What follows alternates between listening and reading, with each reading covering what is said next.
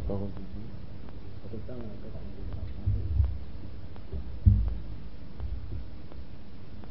Ésaïe, chapitre.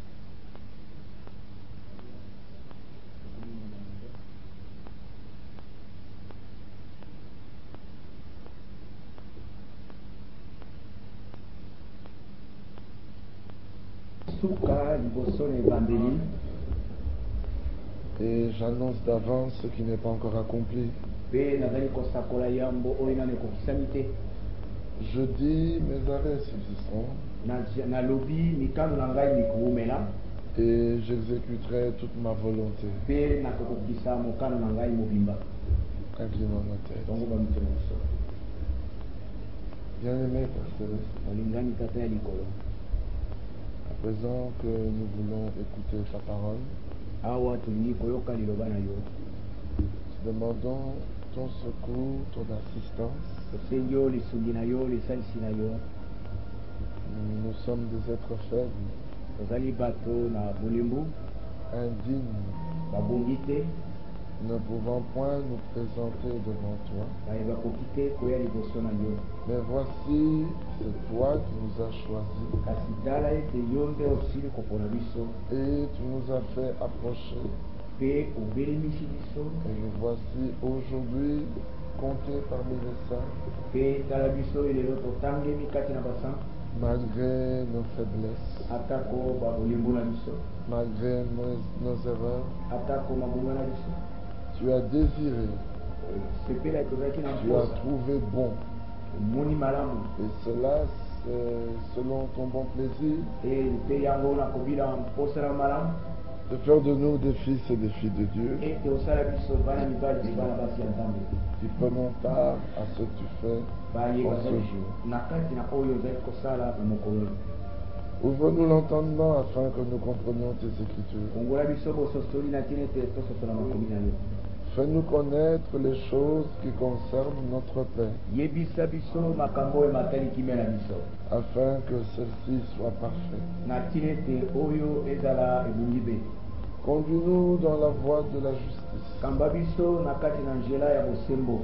dans la voie du salut, dans ce chemin de réjouissance qui est pavé d'épines et de ronces, mais en vue de la gloire qui nous est réservée, nous voulons y marcher avec joie. Puisses-tu aider chaque âme ce matin, en ce lieu et partout ailleurs, où les hommes sont réunis en ton saint nom, où ta parole est prêchée par ton esprit, et où toi-même tu es présent parmi eux, selon que tu as dit, là où 2 ou 3 sont assemblés en mon nom, je suis au milieu d'eux. Ainsi ce matin, guéris encore les malades, pardonne les pécheurs, sauve les perdus, justifie, sanctifie, baptise du Saint-Esprit, révèle-toi comme étant le vivant, le même hier, aujourd'hui et éternellement. À toi seul soit la gloire, l'honneur, la louange au siècle des siècles. Voici, nous te l'avons demandé, sachant que tous ceux qui t'ont demandé selon ta volonté, et avec foi, dans le nom de Jésus-Christ, toi tu nous l'accordes. Voilà pourquoi déjà nous te disons merci, sachant que nous te l'avons demandé dans le nom de Jésus-Christ. Amen. Amen. Nous lirons encore un autre passage.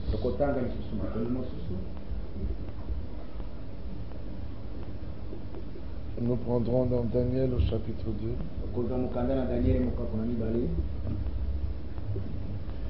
Nebuchadnezzar, ce roi païen, avait eu un songe. Songe qu'il avait oublié. Et comme tous les grands de ce monde, il est dit ceci au verset 2. Le roi fit appeler les magiciens, les astrologues, les enchanteurs et les chaldéens, pour qu'ils lui disent ses songes. Ils vinrent et se présentèrent devant le roi.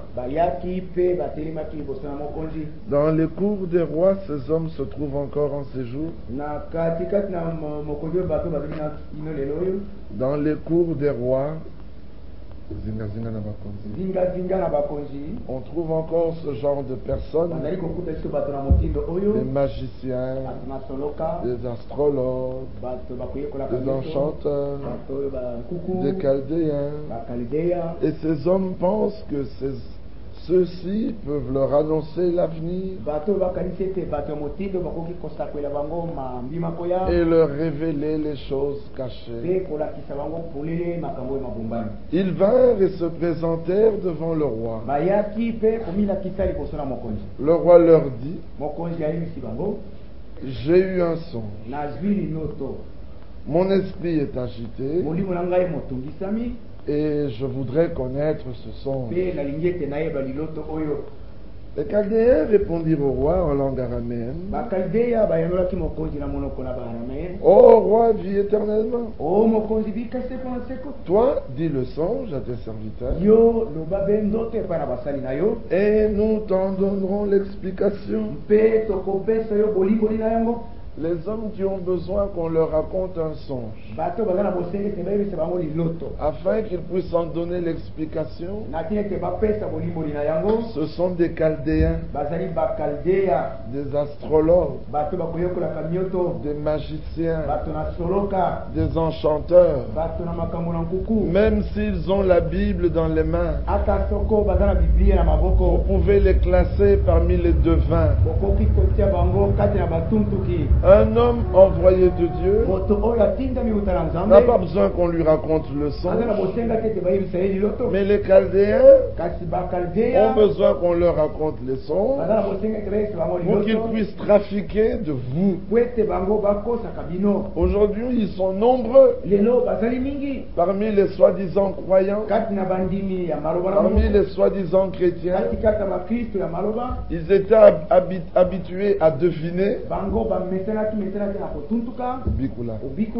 Et les voici qui viennent soi-disant à la parole, et ils amènent leur pratique de devin. Et alors après la soi-disant prédication, qui n'est qu'un vomissement de leurs pensées humaines, alors d'autres se mettent à deviner. Alors ils se disent: Dieu a parlé. Au commencement était la parole.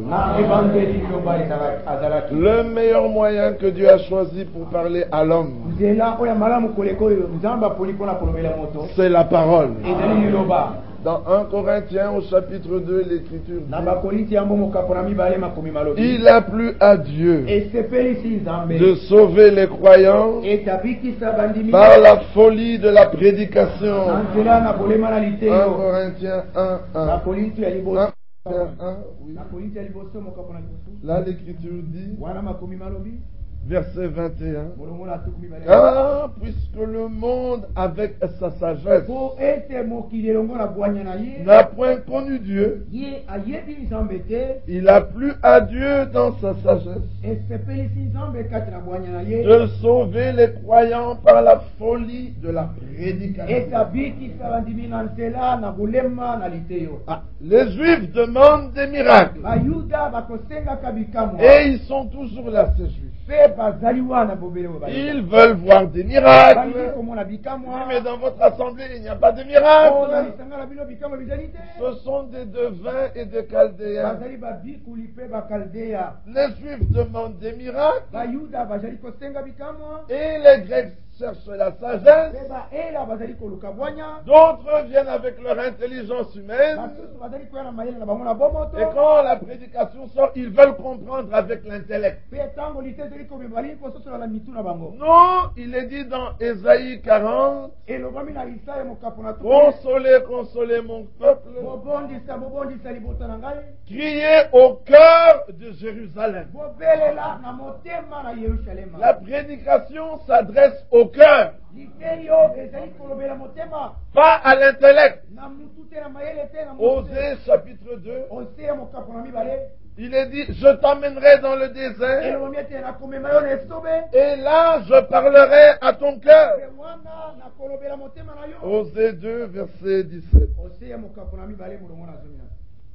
Verset 16. C'est pourquoi voici, je veux l'attirer et la conduire au désert et je parlerai à son cœur. La véritable prédication s'adresse au cœur. Mais voici, les Juifs cherchent les miracles. Ils veulent voir beaucoup de puissants miracles. Et cependant, qui était comme Jean-Baptiste? Parmi ceux qui étaient nés de femmes, Jean était le plus grand d'eux. Témoignage rendu par le Seigneur lui-même. Et de tous les prophètes, témoignage toujours rendu par le Seigneur. Jean était plus qu'un prophète. Mais voici dans son ministère, pas de miracle. Pas de guérison divine. Pas de parler en langue. Pas de danse en langue. Mais le point suprême de la sagesse était là. La prédication de la parole. Il était venu avec l'esprit et la puissance d'Élie. Alors les Juifs demandent des miracles. Ils dirent au Seigneur, mais quel miracle fais-tu pour que nous croyions en toi? Il répond, génération adultère. Il ne vous sera donné qu'un miracle. C'est celui de Jonas. Ici, il parlait de la mort et de la résurrection. Et Jésus est la résurrection. Jean chapitre 11, ne t'ai-je pas dit que si tu crois, tu verras la gloire de Dieu? Jésus est la résurrection. Les Juifs demandent des miracles et les Grecs cherchent la sagesse. Vous savez, là, quand vous avez dit ici, quand j'ai pensé à un terme grec, grec, hébreu, latin, romain, araméen, nous ne sommes point des Grecs. Nous prêchons Christ crucifié. Scandale pour les Juifs, folie pour les païens, mais puissance de Dieu et sagesse de Dieu pour ceux qui sont appelés tant juifs que grecs. Vous voulez voir la puissance de Dieu? Écoutez Christ crucifié. Vous verrez la puissance de Dieu. Elle est agissante. Mais tous ces Chaldéens, ils ne sont plus que dans les cours des rois. On les trouve maintenant dans les soi-disant groupes de prière, pentecôtistes, tout ce que vous voulez. Ils appellent les gens pour les faire tomber à la renverse. Non, moi je viens à Christ pour qu'il me fasse tenir debout. Est-ce que vous comprenez? Tous ceux qui sont dans la présence de Dieu. Jean dit, et lorsque je vis, je tombais face contre terre. Daniel dit, je tombais face contre terre. Même Dagon, le roi des Philistins, quand il a été mis en présence de l'arche de l'Alliance, lisons cela dans le livre de Samuel, il était tombé face contre terre. Nous sommes dans 1 Samuel, si je ne me trompe point. Verset 5. 1 Samuel chapitre 5. Les Philistins prirent l'arche de Dieu. Vous voyez qu'ils peuvent aussi la prendre. Le problème, c'est pas ça. C'est que l'arche doit être portée par les Lévites. Les sacrificateurs, fils d'Aaron. Le problème, c'est pas qu'il y ait l'arche de l'alliance quelque part. Mais nous avons aussi le message. Ce n'est pas ça le problème.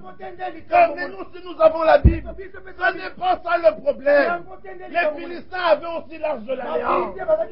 La question est, es-tu Lévite, fils d'Aaron? As-tu plus de 30 ans pour être dans le service? As-tu été loin? Alléluia. Là, il faut rentrer dans Exode pour comprendre ce que je viens de dire. Vous comprenez? Dans Exode, il était dit, tu appelleras Aaron ton frère. Lui et ses enfants, ils seront à mon service. Mais les Lévites, eux, ils serviront dans le temple, ils seront au service des sacrificateurs. Et un sacrificateur, avant d'entrer dans le service, il doit avoir 30 ans. Alors les Grecs disent qu'il faut avoir 30 ans pour prêcher. Nous ne sommes pas sous l'ancienne alliance. Nous sommes sous la nouvelle alliance. Revenons là où nous étions. Les Philistins prirent l'arche de l'alliance. Et au lieu d'aller avec à Jérusalem, ils la transportèrent d'Ebenezer à Asdod. Et ils sont toujours comme ça. Là, ça son lieu. Alléluia. Il a dit, je la trouvais où? Lisons ça dans les psaumes. Vous connaissez ce passage? C'est ça le problème. Quand on veut enseigner, tout devient difficile. Pour ceux qui ne connaissent pas l'écriture. Le psaume 132. Il est dit, verset 6, voici, nous en entendîmes parler à Ephrata. Nous la trouvâmes dans les champs de Zar. Vous avez compris? Donc on peut en entendre parler à Ephrata. On peut la trouver dans les champs de Zar. On doit l'amener à Jérusalem. Mais les Philistins, ils ne savent pas. Vous savez pourquoi on doit l'amener à Jérusalem? Oh là là. Prenons les psaumes toujours. Nous sommes dans les psaumes, chapitre 76. Il est dit, verset 2, Dieu est connu en Juda. Son nom est grand en Israël. Sa tente est à Salem et sa demeure à Sion. Ah, vous comprenez que même si on en entend parler à Ephrata et qu'on la trouve à Zar, sa demeure est à Sion. Mais les Philistins, ils la trouvèrent à Ebenezer et ils l'emportèrent à Asdod. Et encore plus se firent-ils, après s'être emparés de l'arche de Dieu, les Philistins la firent entrer dans la maison de Dagon. Et ils osèrent placer l'arche du Dieu très haut à côté de Dagon. Le lendemain, les Asdodiens qui s'étaient levés de bon matin trouvèrent Dagon étendu la face contre terre devant l'arche de l'Éternel. Ils prirent Dagon et le remirent à sa place. Le lendemain encore, s'étant levés de bon matin, ils trouvèrent Dagon étendu la face contre terre devant l'arche du Seigneur. Mais cette fois-ci, la tête de Dagon Et ses deux mains étaient abattues sous le seuil. Il ne lui restait que le tronc. Avez-vous entendu? Quand on entre dans la présence du Dieu très haut, on tombe face contre terre. Même si on est un faux Dieu. Mais quand on va dans la présence de tous ces prétendus évangélistes qui couvrent les rues, on ne tombe pas face contre terre, mais on tombe à la renverse. La tête par terre, là, la nuque.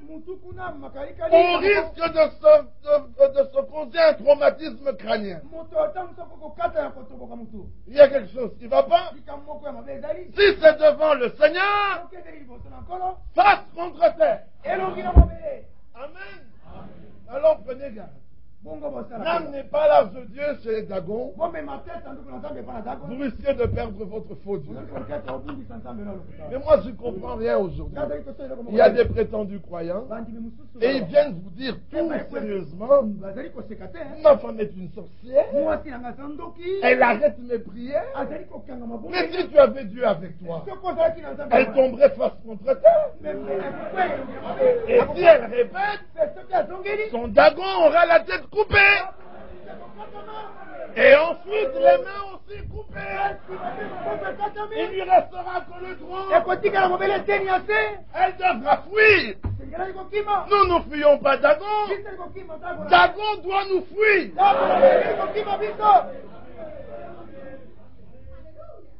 Alors, ces soi-disant croyants et prédicateurs, qui ne sont que des chaldéens, des astrologues et des magiciens,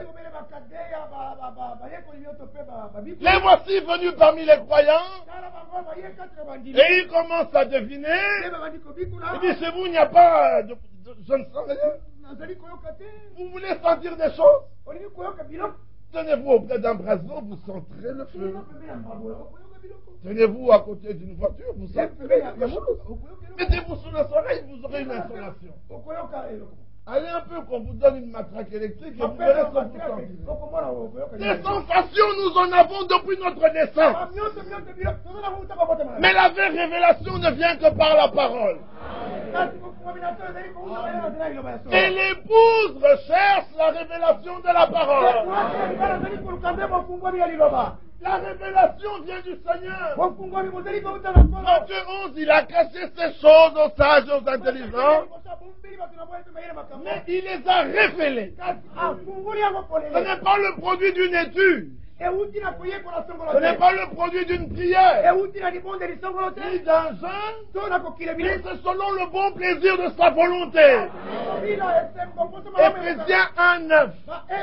Il nous a fait connaître le mystère de sa volonté selon le bienveillant dessein qu'il avait résolu en lui-même.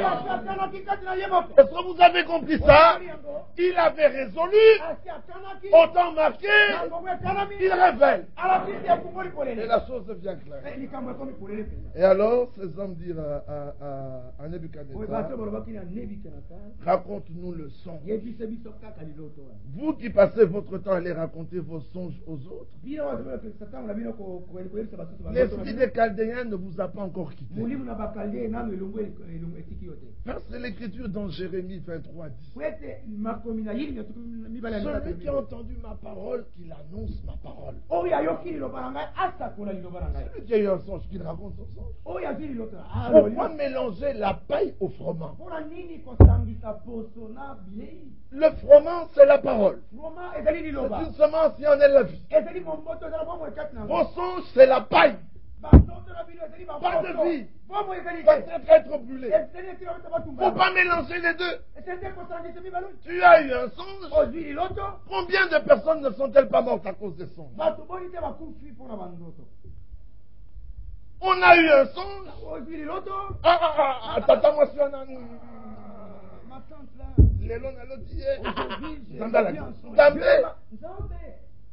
les songes viennent à cause des multiples occupations.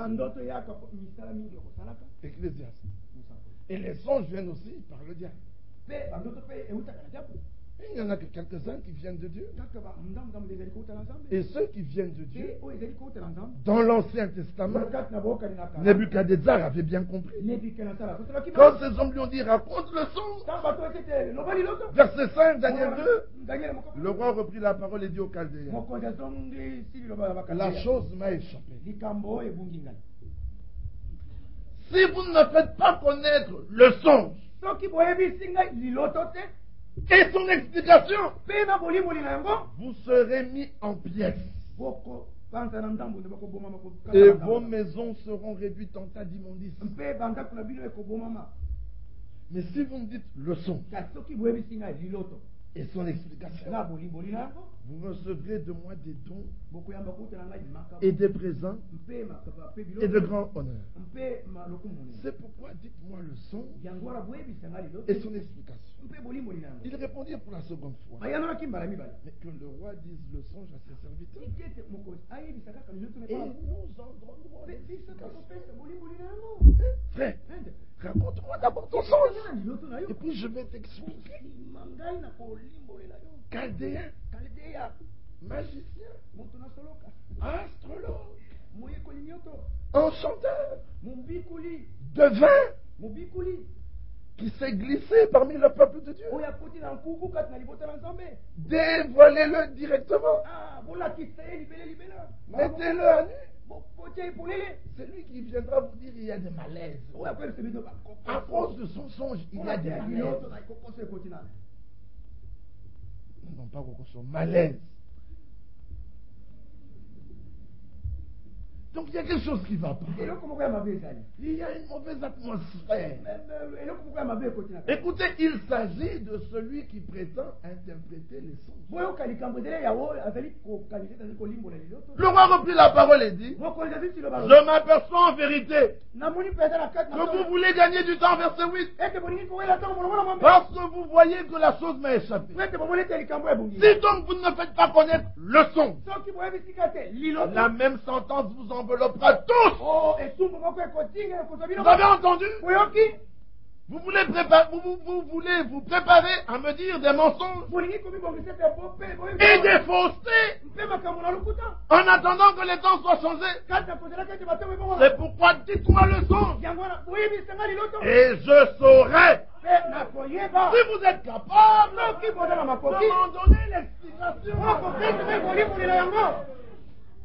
Celui qui peut te donner l'explication d'un songe va devant lui. Ferme ta bouche et dis-lui, j'ai eu un songe. Dis-moi le songe et donne-moi l'explication. Alors je saurai que tu es capable de m'en donner l'explication. Mais s'il te dit, toi dis-moi le son, et moi je t'en donnerai l'explication, il se prépare à te dire des faussetés et des mensonges. C'est un Chaldéen. Laissez les Chaldéens à Babylone. Les astrologues à Babylone. Les devins à Babylone. Les magiciens à Babylone. Les envoyés de Dieu à Jérusalem. Mais cet homme était averti. Quand j'avais lu cet homme, je n'ai plus raconté mes songes aux gens. Je l'ai gardé pour moi-même. S'il y a un prophète dans le pays, Dieu lui révélera ton songe. Et ensuite, il lui donnera l'explication de ton songe. S'il vous plaît, frère, ceci est très important. Parce que les mauvais esprits s'attachent aux gens comme ça. Le diable te donne un son, on t'en donne une soi-disant explication, tu y crois, un mauvais esprit s'accroche à toi, il te conduira d'erreur en erreur. Allez dans tous ces lieux, regardez attentivement, toutes les prophéties ne sont pas fausses. Il y a certaines qui sont sont vraies et d'autres qui sont fausses. Le diable est toujours comme ça. Il vous donne une vraie. Ah, vous dites oui, c'est Dieu. Et alors il a le moyen de glisser le faux. Et ton compte est réglé. Un mauvais esprit s'attache à toi. Et il partira difficilement. À moins que tu viennes, tu te repentes, y compris pour toi, pour que l'esprit s'en aille. Sinon, l'esprit s'accroche à toi et il te conduira d'erreur en erreur. Ceci est capital. L'élu de Dieu se laisse enseigner par la parole. Amen. Aujourd'hui, si Dieu n'envoie plus, si Dieu n'envoie pas un prophète parmi vous, c'est que vous n'avez pas besoin d'un prophète parmi vous. La chose est aussi simple que ça. Quand il n'y avait pas de prophète en Israël, l'ange apparut à Joseph. Il dit, ne répudie pas Marie. Prends-la. L'enfant qu'elle a vient du Saint-Esprit.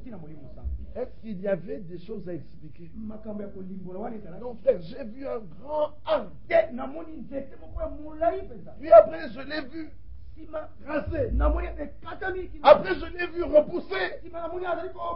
Et juste à côté, il y avait beaucoup d'arachides. Les Kassaïens disent que les arachides, c'est l'argent. Donc, ils ont chacun une méthodologie d'interprétation des choses. Ne croyez pas en ces bêtises. C'est plus que des bêtises, c'est le diable. Ici, Nebuchadnezzar était avisé. Quand Daniel entendit ça, il dit, mais ne vous effrayez pas. Amenez-moi devant le roi. Je vais lui demander qu'il nous donne quelques jours seulement. On va prier. Ce que le roi a demandé, aucun homme ne peut le faire. Daniel 2:20. Daniel dit la parole. Béni soit le nom de Dieu. D'éternité en éternité. À lui appartiennent la sagesse et la force. C'est lui qui change les temps et les circonstances. Qui renverse et qui établit les rois. Qui donne la sagesse aux sages et la science à ceux qui ont de l'intelligence. Il révèle ce qui est profond et caché. Il connaît ce qui est dans les ténèbres. Et la lumière demeure avec lui. Maintenant, il se rend devant le roi. Verset 27. Le 26, le roi lui dit, es-tu capable de me faire connaître le songe que j'ai eu et son explication? Daniel répondit, en présence du roi, ce que le roi demande est un secret qu'elle est sage, que tu as encore avec toi. Tes astrologues que tu continues à fréquenter. Et tes magiciens que tu considères comme hommes de Dieu. Et tes devins qui t'annoncent soi-disant les choses cachées. Ne sont pas capables de révéler au roi. Vous savez, il y a des frères, ils viennent, ils écoutent la parole, ils disent vraiment c'est la parole. Mais parce qu'il y a un problème dans sa famille, un enfant est malade, ou rien ne marche, mais j'ai quand même besoin qu'on me dise. Quand vous allez voir les frères firmins, vous dites les autres, vous lui dites que l'enfant est un sorcier, il dit c'est pas un problème. Mais il ne faut pas vomir à l'enfant. Mais ce sont vos devins qui faisaient ça quand vous étiez dans le monde. Ils ont fait ça quand ils étaient sorciers et fétichards. Ils faisaient soi-disant vomir aux gens la sorcellerie. Et les gens vomissaient des ampoules faites dans l'usine. L'Engstram a fait une ampoule et l'enfant l'a vomi. Allez, arrêtez ces bêtises. Il y a quelque chose qui ne va pas. Voyez pas que cette ampoule sort d'une usine? Comment une ampoule sortant d'une usine fut-elle dans le ventre d'un enfant? Non, en fait, je l'ai vu vomir. Mais tu as simplement été hypnotisé et trompé comme tant d'autres. Tu étais sous le coup de l'enchanteur.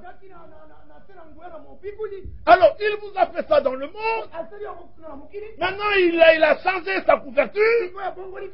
Il a pris une couverture de chrétien. Il a pris la Bible. Il dit, amenez-moi tous ces sorciers-là. Au nom de Jésus. Où avez-vous vu ça dans la Bible? Lui, le roi des rois, le Seigneur des seigneurs. Combien d'ampoules, de boules, d'écrans ou d'écrous, de vis ou de viande crue a-t-il fait vomir aux gens dans la Bible? D'où viennent ces choses? Elles viennent de chez vos ancêtres. Alors, Satan peut-il être divisé contre lui-même? Un féticheur fait vomir à un sorcier sa sorcellerie. Satan divisé sur lui. Mais son royaume est perdu. On n'a même plus besoin de prêcher. Puisqu'il s'entretue lui-même. Non, Satan ne peut pas faire ça. Il aveugle. Alors ils viennent soi-disant à la parole. Comme nous on ne fait pas vomir les gens, alors au bout d'un certain temps, ils ont la parole, mais quand il fait ça, là, il dit la puissance. La puissance. La puissance. Ils ont la parole, mais la puissance. La puissance. Ça, c'est une prise de kung fu. La puissance est dans la parole. Alors vous retrouvez ce frère chez les Chaldéens. Parce qu'il a besoin de la puissance. Alors quand il a trouvé la puissance, il revient ici pour la parole.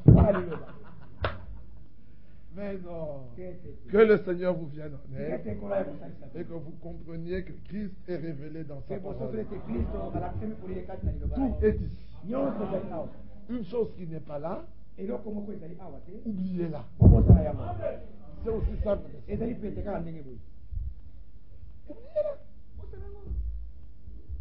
Alors Daniel lui dit, verset 28, mais il y a dans les cieux un Dieu qui révèle les secrets et qui a fait connaître au roi Nebuchadnezzar ce qui arrivera dans la suite des temps. Alors, voici ton songe et les visions que tu as eues sur ta couche. Il raconte le songe.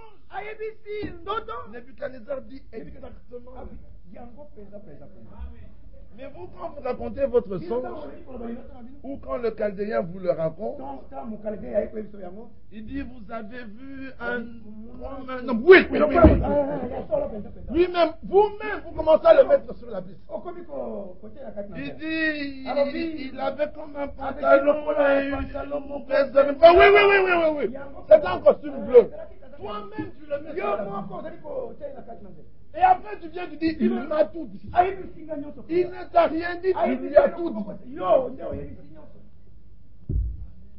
Alors il te dit, je vois qu'il y a une bénédiction qui s'approche. Mais Satan, ça veut dire, mes frères, de qui d'entre nous la bénédiction ne s'approche-t-elle pas? Et Satan ne veut pas. C'est valable pour tous les hommes de la terre.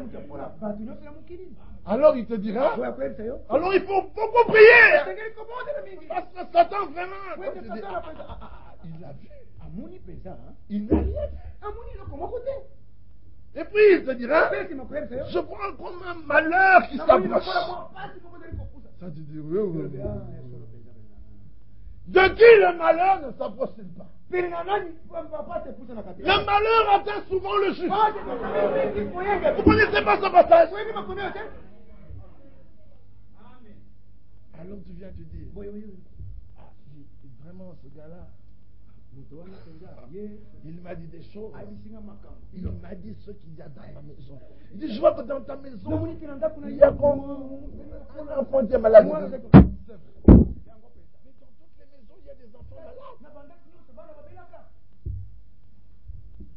Quelle est la maison où il n'y a pas d'enfant malade? Tous nous sommes passés par les médecins. Et tous nous avons goûté aux produits pharmaceutiques. Que vous a-t-il dit de nouveau? De spécial? Non, notre Dieu n'est pas comme ça. Alors quand il fait tout cela, bien sûr, il va te monter contre quelqu'un. Et c'est toujours l'attente paternelle. Non, tata moi c'est un grand papa. C'est toujours l'attente paternelle. Ce n'est jamais l'attente maternelle. Dans quelques rares occasions. L'attente paternelle. Celle-là. Vous savez pourquoi? Mais je montrais belle-mère contre belle-fille. Belle-sœur contre belle-sœur. Regardez, en général, les Africains n'aiment pas leur tante maternelle. Parce que leurs tantes maternelles ont tout le temps des problèmes avec leur mère. Alors tout tombe toujours sur elle. Quand c'est pas la tante maternelle, c'est l'oncle maternel. Noko wana. Parce que le noko ne s'entend pas avec le père. C'est toujours la même chose. Et je me demande comment jusqu'à ce jour personne ne comprend. Les choses si simples, si faciles. Dans une famille, je montrais la belle-mère contre la belle-fille. Ah, la mère de mon mari, mais c'est la prophétie. Regardez comme Dieu regarde. Dans une famille, 2 seront contre 3. 3 contre 2. La belle-mère contre la belle-fille. On n'a jamais dit le bon-père contre le gendre. C'est rare. On dit la belle-mère contre la belle-fille.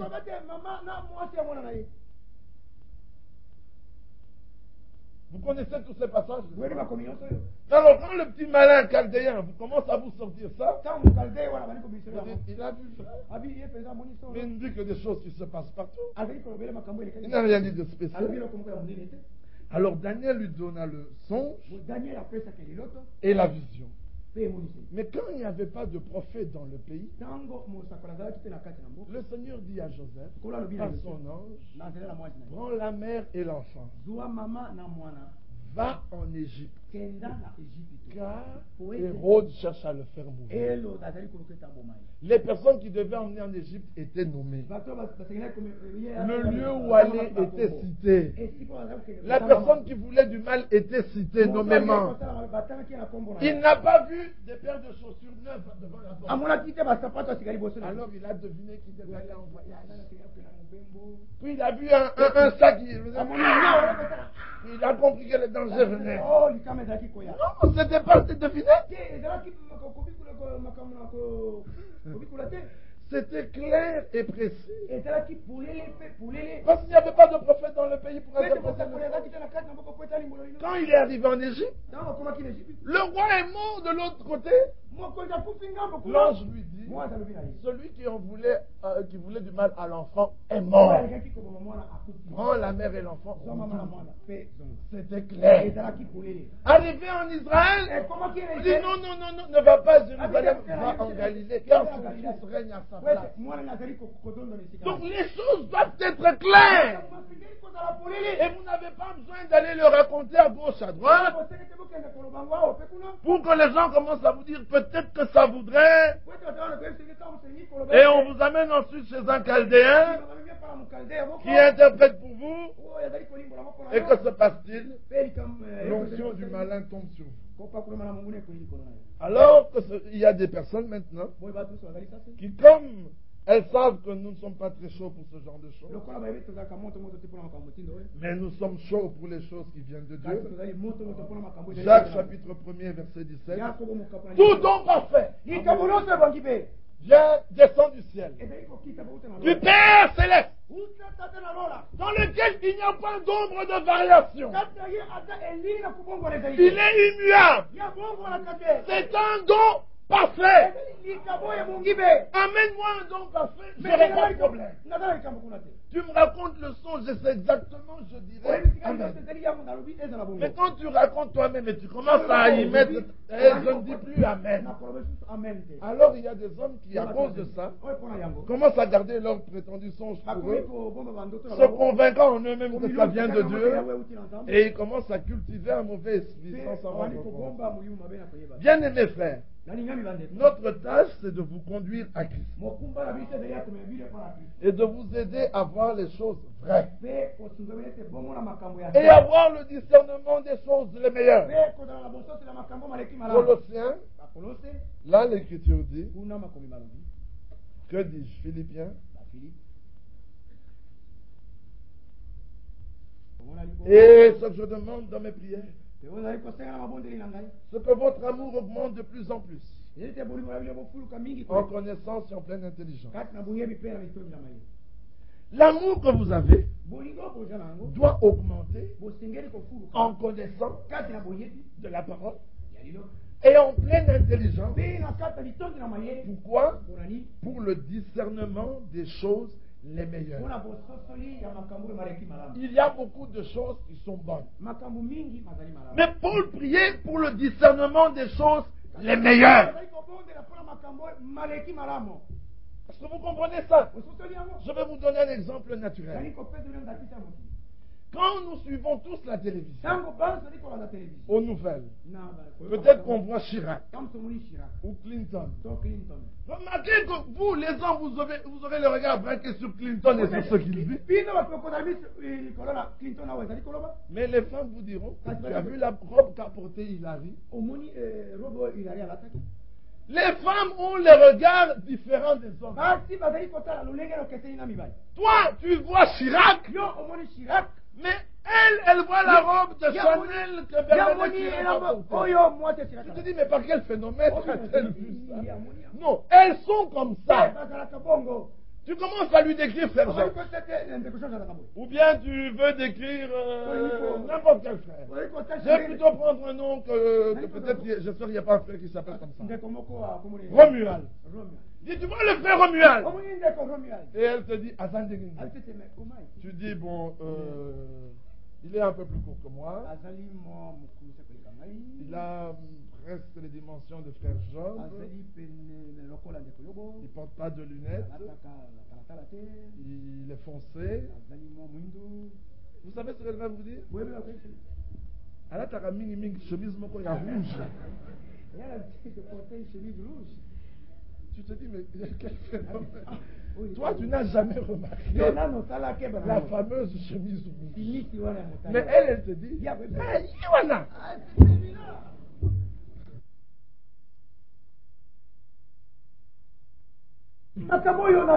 Tu te dis, mais comment va-t-elle tout ça? Alors les jours suivants, tu commences à regarder le frère Romuald. Et le voilà qui apparaît en chemise rouge. Elle te dit,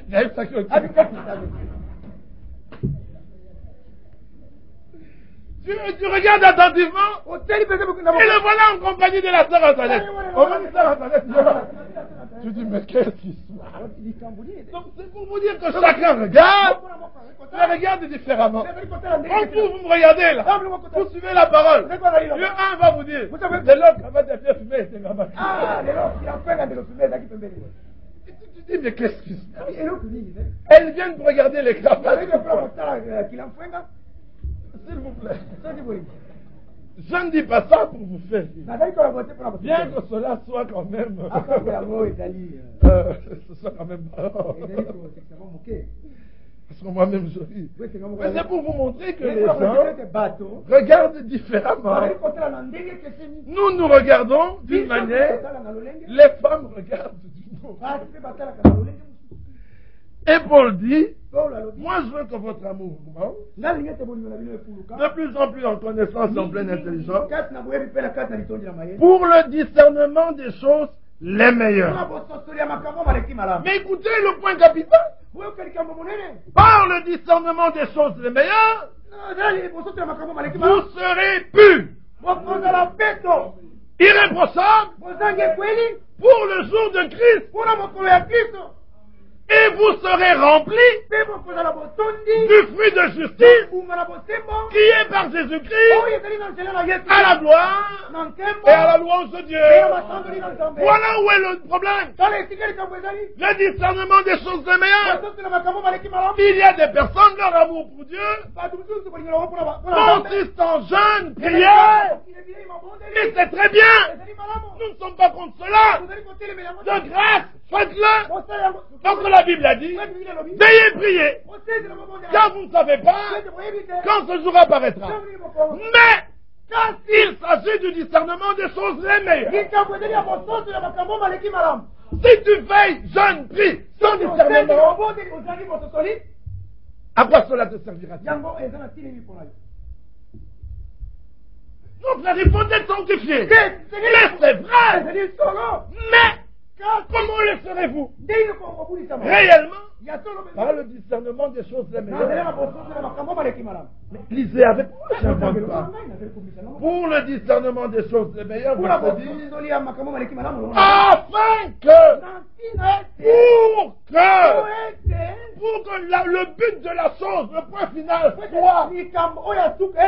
que vous soyez purs et irréprochables pour le jour de Christ, rempli du fruit de justice, qui est par Jésus-Christ, qui n'est pas par vous, mais qui est par Jésus-Christ, à la gloire et à la louange de Dieu.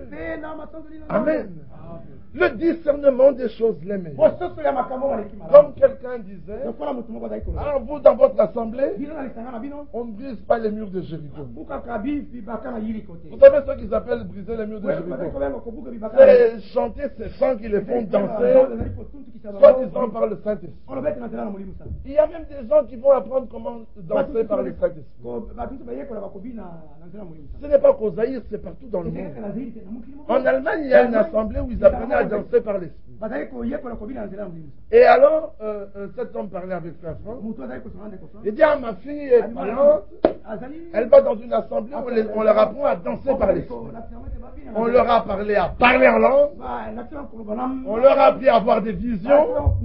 Maintenant, on leur apprend à danser en esprit. Il y a quelque chose qui ne va pas. Alors frère Franck lui montre que ce n'est pas biblique. Et quelques jours après, lui il résiste. Quelques jours après, il dit à frère Franck, mais je crois quand même que tu as raison. Parce que ma fille, là où elle est allée, elle a tellement appris à danser dans l'esprit qu'elle sait briser les racines. Regardez-moi l'esprit qui vous fait danser et qui vous fait briser les racines.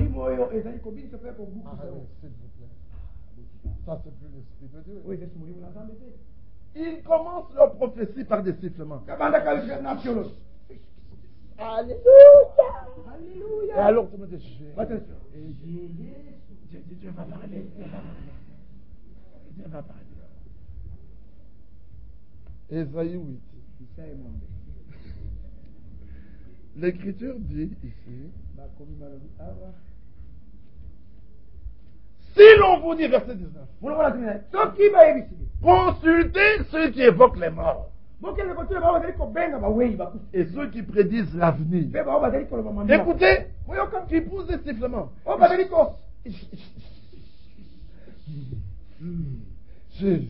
Ils poussent des sifflements et des soupirs. Vous avez vu comment il commence? Ne répondez à un peuple.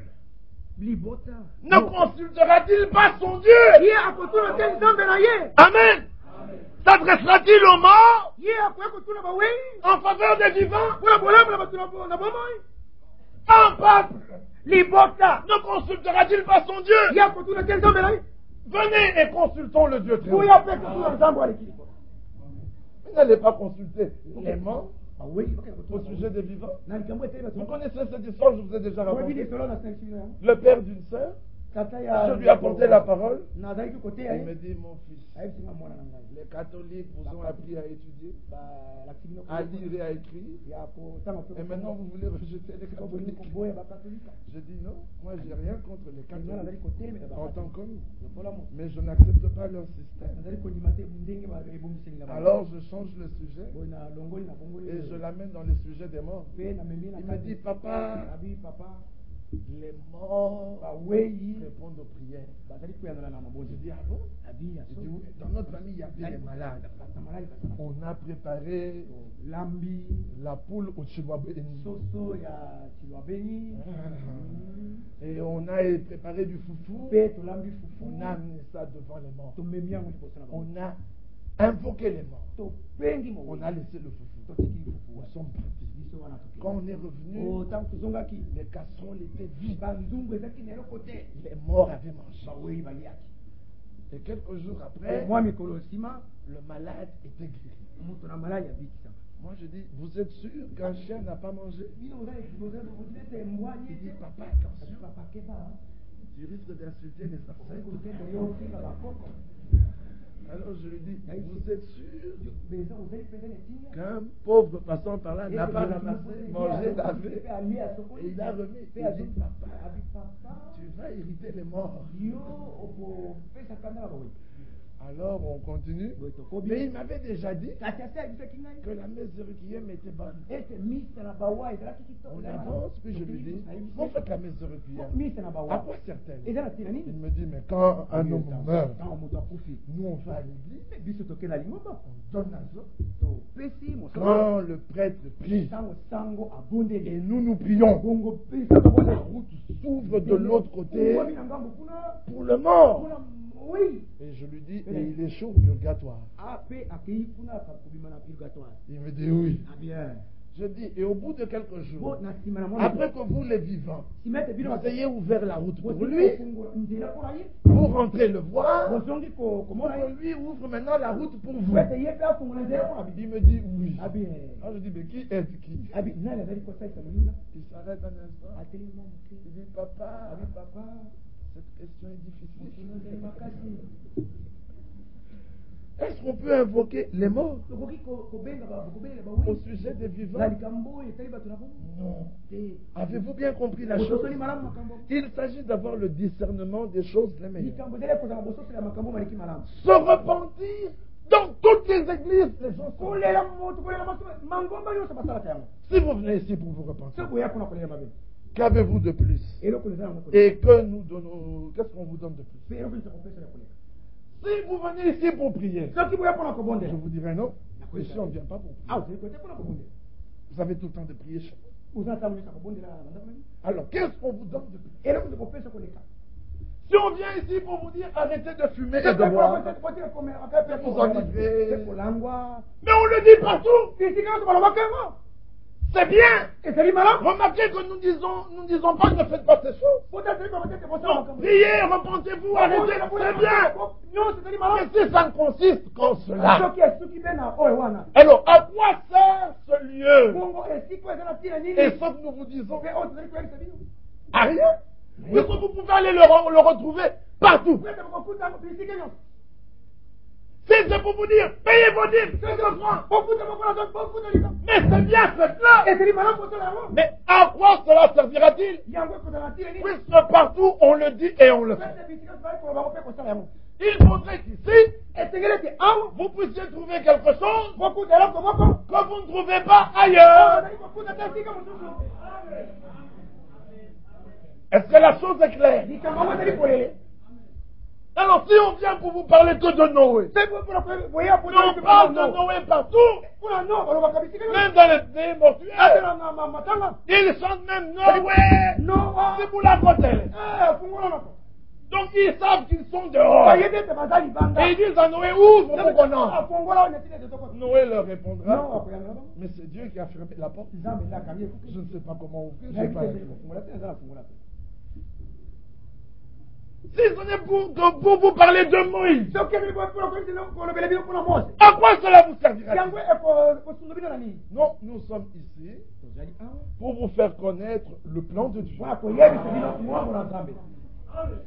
Pour que vous sachiez ce que Dieu fait maintenant.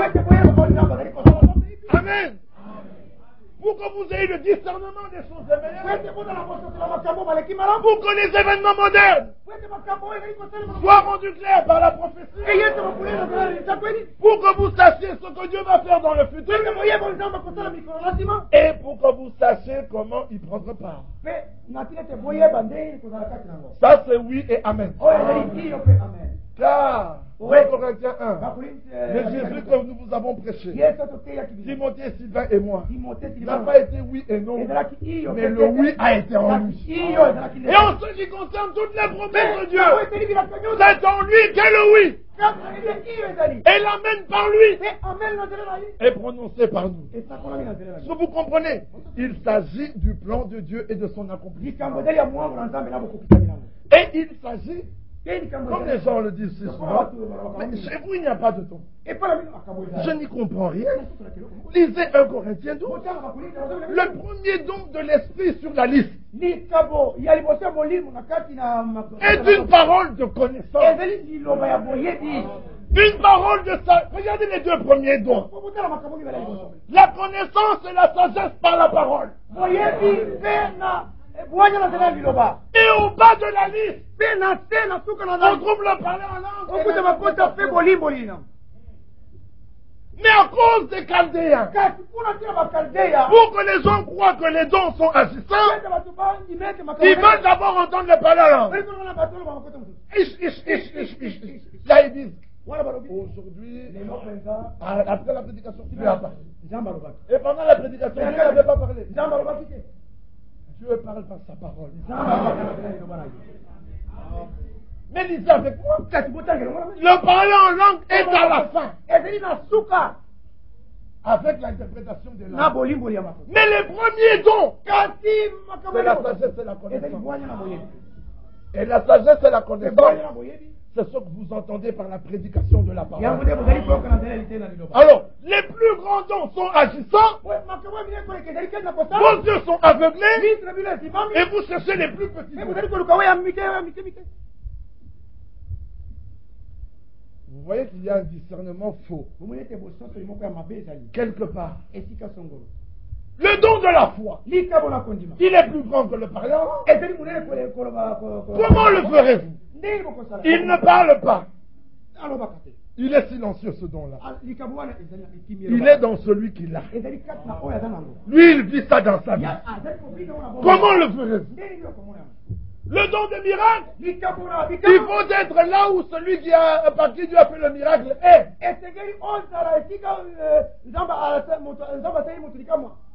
Pour que vous le voyez.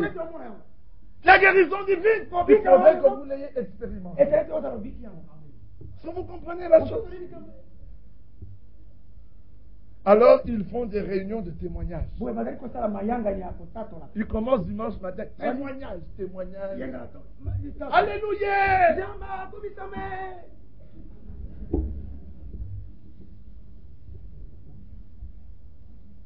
J'avais eu ma paye. Et je n'ai pas donné ma dîme. Dieu lui-même est venu dans ma maison. Il a enlevé la dîme.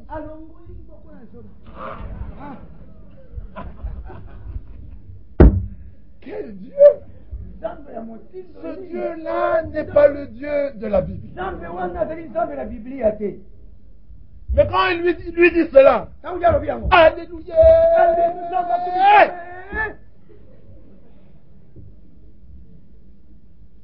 Ça donne des mots de tête. Mais ton fils, qui sait que tu es un prétendu croyant, et il sait que tu ne payes pas tes dîmes, parce qu'il t'a déjà entendu dans tes prières, Seigneur, aide-moi à payer ma dîme. Il sait que tu ne les payes pas. Il est venu doucement, il a enlevé le 1/10. Et toi, tu mets les manettes, tu dis, Dieu est venu prendre sa dîme. Ton fils t'a volé. Ou peut-être ta femme. Ou ta fille. Et toi, tu dis, Dieu est venu prendre la dîme. Non, ce n'est pas vrai. Frère, vous savez, le vêtement babylonien,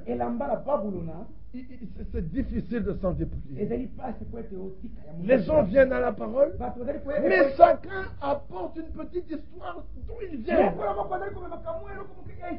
Et ça ne sort qu'après des années parfois. Je vous ai déjà raconté l'histoire de cette soeur. Un enfant était malade. Et moi j'étais dans la maison. Puis je passe là pour les visiter. Je trouve l'enfant nu. Dehors. Et la mère qui prenait des grains de riz. Une croyante, s'il vous plaît. Elle prend les grains de riz. Bamba moi. Je suis là. Moi je dis, soeur, comment tu vas? Elle dit, ah frère, je fais ça pour que la maladie soit. Je dis, ah. La maladie ne part plus par les prières, mais par les graines de riz que la maman lance sur l'enfant. Et puis ça la tête dans l'œil. Eh frère, ça agit. Ma mère m'avait fait ça avait marché. Une croyante depuis je ne sais combien d'années. Je me souviens encore le jour où on montrait que les morts ne reviennent pas. Mais j'avais failli avoir en ce temps-là toute l'assemblée sur mon dos. Tous m'ont regardé. Il dit, frère, là tu étais loin. Les fantômes n'existent pas. Je dis, mais les fantômes n'existent pas. Il dit, frère, là tu as été loin. Je dis, comment j'ai été loin? Il dit, j'ai vu un fantôme. Je dis, tu as eu une vision que le diable t'avait donnée. Il dit, non frère. Alors je commence à lui expliquer. Les morts qui meurent dans le péché vont en prison. 1 Pierre chapitre 3. Vous avez entendu? Ces âmes sont en prison. Par où vont-elles sortir? C'est le Seigneur lui-même qui les a mis en prison. Par où vont-elles sortir? Et les morts qui meurent dans le Seigneur vont au paradis. Que vont-ils venir faire sur la terre?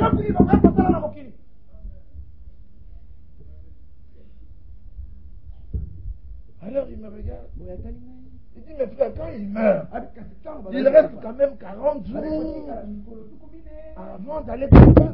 Je dis, qui a dit ça? Montrez-le-moi dans la Bible. Vos fameux 40 jours pendant lesquels ils traînent sur la terre avant d'aller soit au paradis, soit au enfer. La Bible dit que Lazare mourut et les anges l'emportèrent. Luc 16. Donc directement emporté.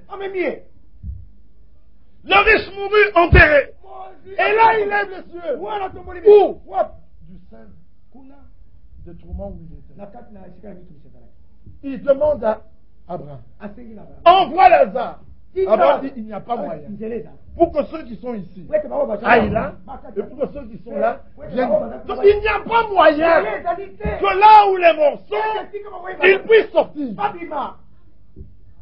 Alors d'où vient cette pensée d'un soi-disant fantôme? Luc 24. Quand ils virent le Seigneur, ils crurent que c'était un fantôme. Et Jésus leur dit, l'esprit n'a ni chair ni os, comme j'en ai touché. Il touchait. Il dit, les esprits n'ont ni chair ni os, comme j'en ai touché. Puis il dit, qu'est-ce que vous avez à manger? Donnez-moi du pain et du poisson. Et il mangea. Parce qu'il avait de la chair. Est-ce que vous comprenez? Il est grand temps que dans notre marche, nous veillons à examiner toutes choses sur la base de la parole de Dieu. Il y a trop d'acquis dénominationnels, coutumiers, traditionnels, qui accompagnent les croyants dans leur vie. Et ça leur crée des frayeurs de tout genre. Avez-vous déjà remarqué que vous avez peur de l'obscurité? Vous savez pourquoi? Pas parce que vous croyez qu'il y a un voleur dans la maison. Parce que vous croyez qu'un fantôme va apparaître. Tu es dans la maison, les portes fermées. Coupure de courant, tu ouvres les portes, tu sors dehors. Pourquoi? Tu avais fermé les portes quand les lumières étaient allumées. Tu avais payé que dans toutes les chambres, il n'y avait pas d'étrangers. Coupure d'électricité, te voilà dehors. Parce que là, il y a quand même la lumière de la lune. Hein. On est un peu plus en sécurité. Quand la lumière revient, tout le monde rentre dans la maison. Mais qu'est-ce qui se passe? Vous avez peur des fantômes? Est-ce que vous reconnaissez ça? Il est grand temps qu'on comprenne. De toutes les manières, si la mort me surprenait, ce serait pour moi un sujet de joie. Car quand nous sommes dans ces temps, nous gémissons. Et nous sommes loin du Seigneur. Et nous préférons de loin rentrer auprès de notre Dieu. Amen. Alors le discernement des choses est meilleur. Et d'abord reconnaître le temps dans lequel vous vivez. Comme nous avions entendu que les sages connaissent les temps. Dans quel temps vivez-vous? Quand vous connaissez le temps dans lequel vous vivez, vous allez alors prendre la nourriture du moment. Est-ce que vous comprenez?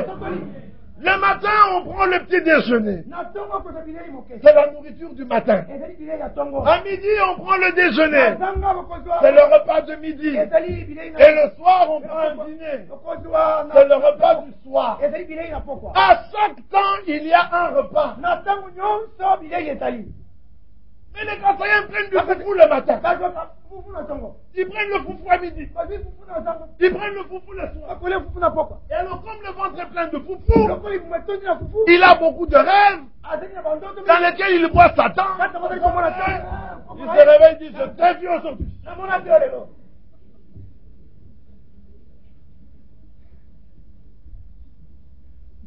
Non, je ne dis pas ça pour plaisanter. Je prends des exemples naturels pour vous faire comprendre des choses spirituelles. En chaque temps, il y a une nourriture.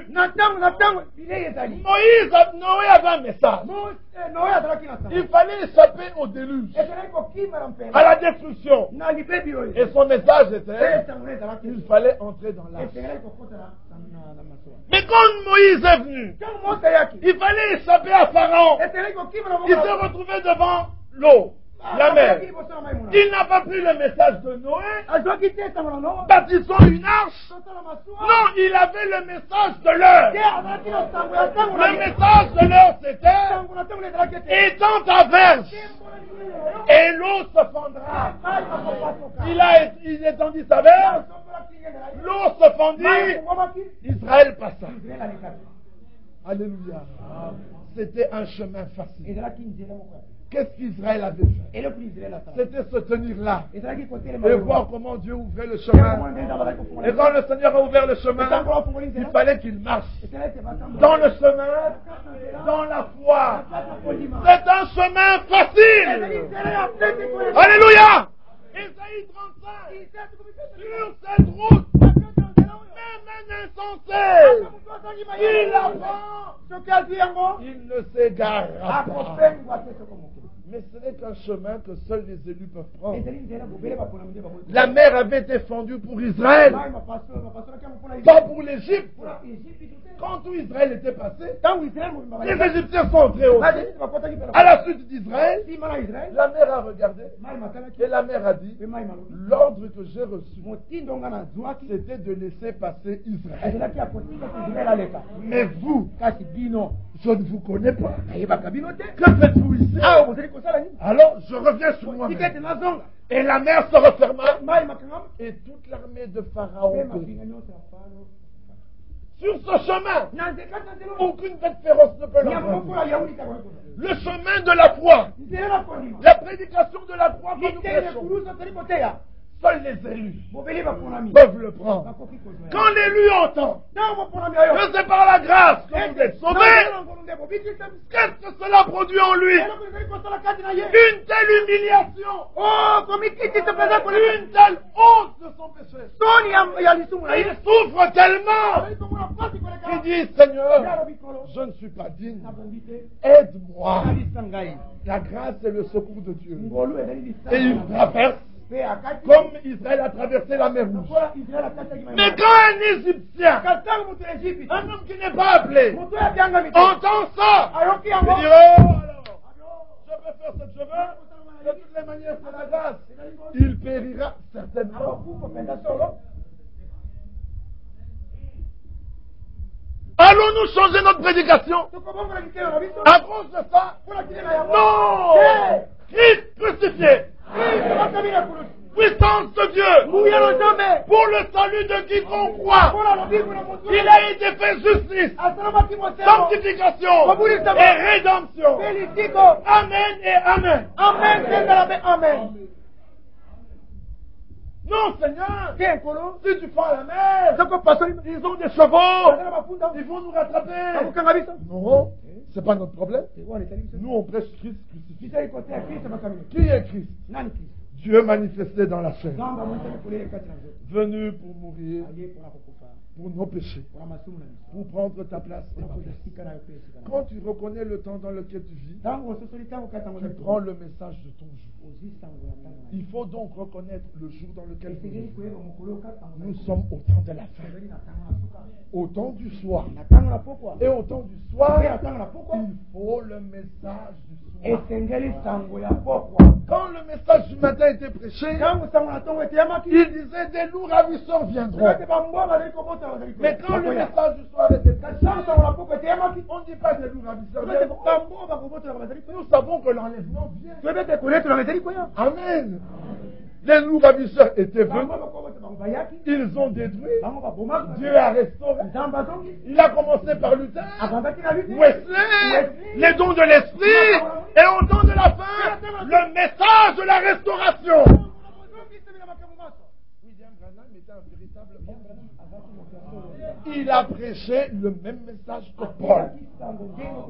Il est venu dire au peuple de Dieu, revenez à la Bible. Dans tout ce que vous dites, dans tout ce que vous faites, dans tout ce que vous croyez, vous devez avoir un fondement biblique. Pas un passage. La Bible dit qu'il faut 2 ou 3 témoins. Il faut que cela provienne de la Genèse à l'Apocalypse. Et il était dit dans Daniel que le livre de Daniel devait être tenu secret jusqu'au temps de la fin. Alors à la fin il sera ouvert. Un seul homme a parlé du livre de Daniel. Jésus. Et il n'a cité qu'un passage. Il dit, lorsque vous verrez l'abomination dont a parlé Daniel, établie dans le lieu saint, fouillez.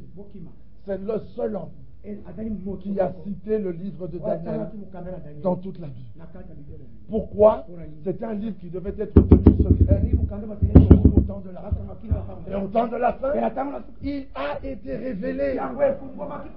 Et c'est pour ça qu'il fallait un prophète. La promesse avait été donnée à Abraham le prophète. Pour la sortie d'Israël d'Égypte, Dieu a envoyé Moïse le prophète. Et le message était le message de Moïse le prophète. Pour l'entrée dans la terre promise, il fallait Josué le prophète. La captivité était annoncée par Jérémie le prophète. Et pour sonder le livre de Jérémie, il fallait Daniel le prophète. Et la prophétie a été donnée à Daniel. Et au temps de la fin, il fallait un prophète. C'est aussi simple que ça. Il n'est pas donné aux évangélistes de sonder les prophètes. Il n'est pas donné aux pasteurs de sonder les prophètes. Un prophète sonde un autre prophète. Et quand il prêche, alors la chose devient claire. Maintenant, les pasteurs, les docteurs, les évangélistes se saisissent de la parole prophétique et ils prêchent le message de l'heure. Est-ce que vous comprenez la chose? Dieu continue à envoyer des prophètes. le dernier prophète n'était pas Jean. Les gens disent que Jean était le dernier prophète. Si Jean était le dernier, Jésus est un faux prophète. Parce qu'on a dit de Jésus dans Jean 7, verset 41, celui-ci est vraiment le prophète. Et dans le livre de Matthieu 7, Matthieu 23, Jésus dit, je vous enverrai des prophètes. Acte 13, dans l'église d'Antioche, il y avait beaucoup de docteurs et de prophètes. Les prophètes sont une réalité dans le Nouveau Testament. Mais parce que les hommes ne sont pas habitués à ce ministère prophétique. Lorsque les païens, dans Acte 14, ont vu des prophètes, c'était Paul et Barnabas, ils ont dit en langue lycaonienne, les dieux sont descendus par nous. Quand les païens du temps de la fin ont vu un vrai prophète, William Branham, ils ont dit en américain, oh, un Dieu est descendu parmi nous. Ils ont fait de Branham un Dieu. Exactement comme on avait fait de Paul un Dieu. Cela ne nous surprend pas. Cela n'avait pas fait de Paul un faux prophète. Cela ne fera pas de frère Branham un faux prophète. À quoi reconnaît-on un vrai prophète? C'est qu'il prêche comme les prophètes de Dieu. À quoi reconnaît-on un vrai docteur? C'est qu'il enseigne comme les vrais docteurs. Un vrai apôtre, il prêche comme les vrais apôtres. Voilà notre fondement, la Bible. Amen. Et ce que nous vous prêchons, c'est le message de l'Évangile. Mais le prenons par l'écriture. On n'a pas besoin d'aller prendre une prédication. Non, il dit au temps de la fin, les prédicateurs étaient choisis et prédestinés pour cet âge. Voyez-vous cela? Les croyants étaient choisis et prédestinés pour cet âge. Voyez-vous cela? Ce que nous voulons dire, c'est ceci. Le message était préparé. Les choses que Dieu devait faire étaient préparées. Les hommes avec lesquels il allait le faire étaient préparés. Et ceux pour qui il allait le faire étaient préparés. Et quand toutes ces choses se rencontrent, c'est Dieu qui accomplit sa parole. Voilà comment Dieu interprète sa parole. En l'accomplissant. En d'autres termes, Dieu m'avait réservé pour le temps de la fin. Vous devez le croire pour vous. Si vous le croyez pour vous, vous allez marcher disant, Dieu avait regardé dans tous les âges. Il avait vu que moi je ne veux pas venir à Éphèse. Je ne veux pas venir à Smyrne. Même pas du temps de Luther. Parce que toute la révélation n'était pas là. Même pas du temps des pentecôtistes. Non, il ne m'avait même pas réservé pour que je vive pendant que l'envoyé de Dieu là était vivant. Il m'a réservé pour les dernières minutes. Il m'a réservé pour la dernière action. Il m'a réservé pour le dernier mouvement. Alors quand tu réalises ça, tu dis c'est le moment de me donner à lui. Fini les légères afflictions du moment.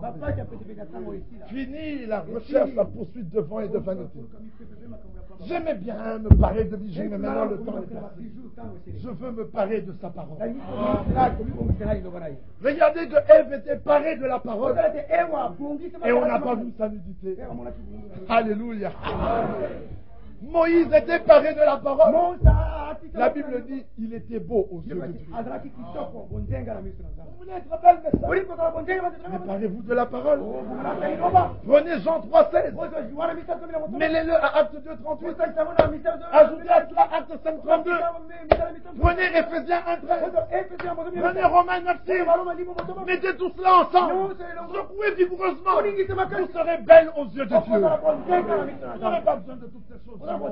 Des jupes courtes, des pantalons, vêtements d'homme, comme une soeur que j'avais rencontrée, un pantalon. Je lui dis bonjour frère. Elle me dit non, je suis une soeur. Je dis non, tu es un frère. Elle dit non, je suis une soeur. Je dis bonjour frère. D'ailleurs, nous avons besoin de robes pour le baptême.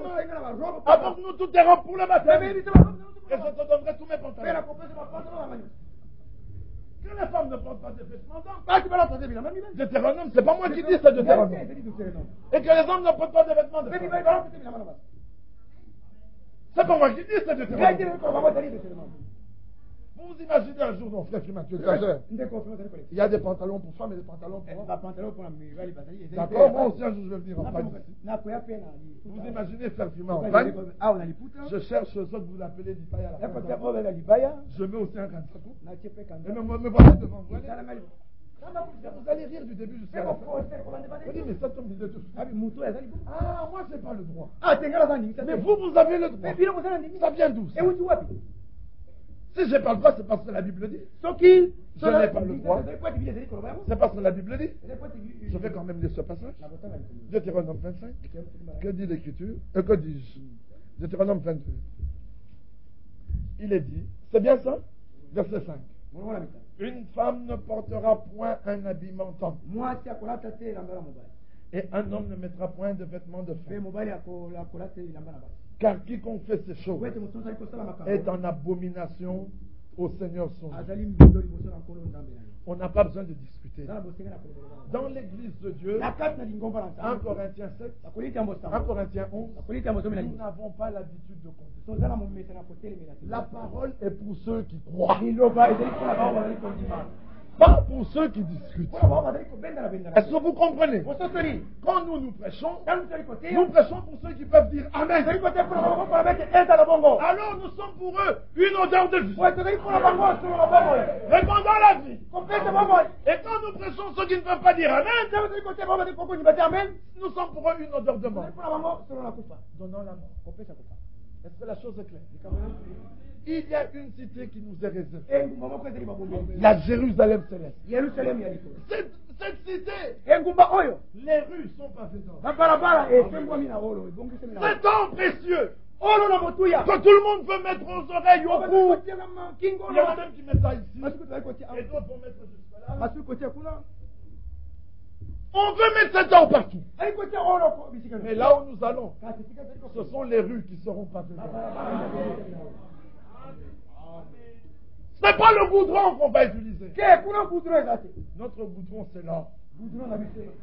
L'or dont vous vous parez, nous marcherons dessus. Alors prenez garde. Car il y a un jour qui vient où les hautains et les méchants seront consumés par du feu.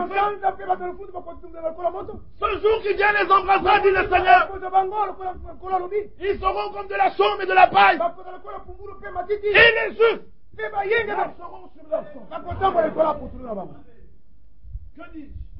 Il n'est pas permis, ce n'est pas ça que je dis, il est dit que la femme ne se pare pas. Ça veut dire se parer. S'arranger dans le but de paraître, de devenir agréable. Alors, qu'elle ne le fasse pas.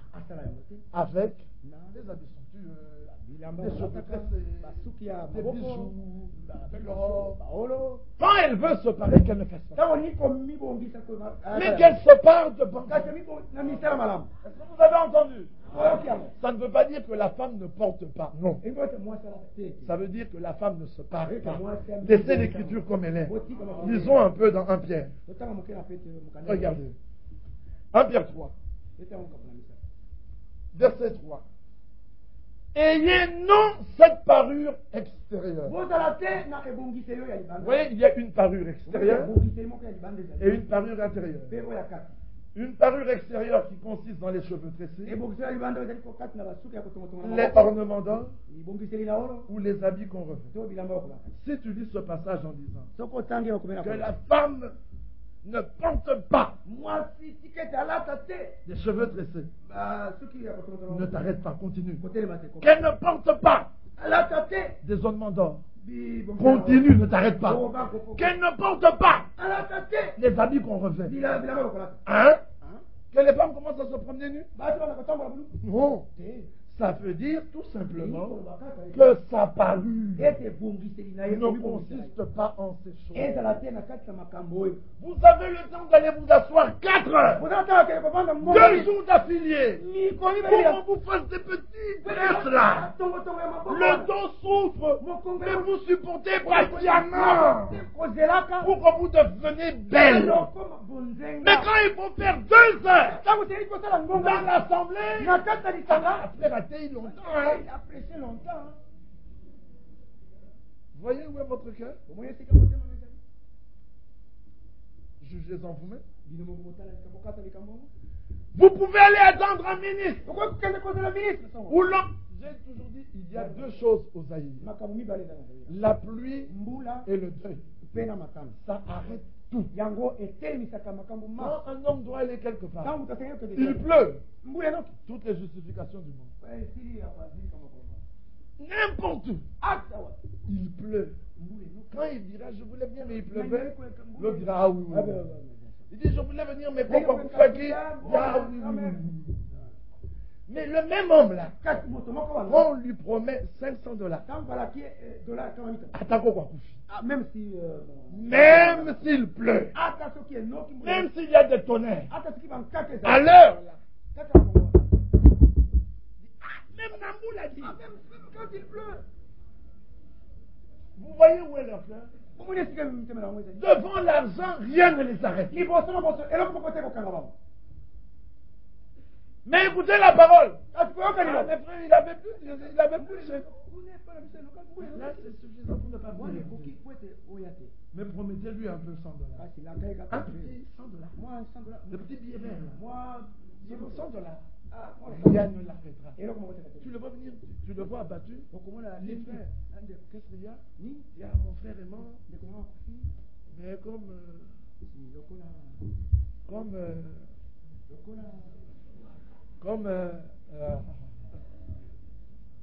dans les derniers jours, ils seront amis de l'argent.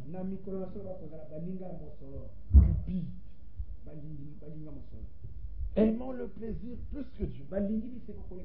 Ayons l'apparence de la piété. Mais reniant ce qui en fait. Éloignez-vous de Dieu. Ils seront cruels. Et quiconque voudra vivre pieusement en Christ sera persécuté. Voilà les temps dans lesquels nous vivons. Ils n'auront même pas les sentiments humains.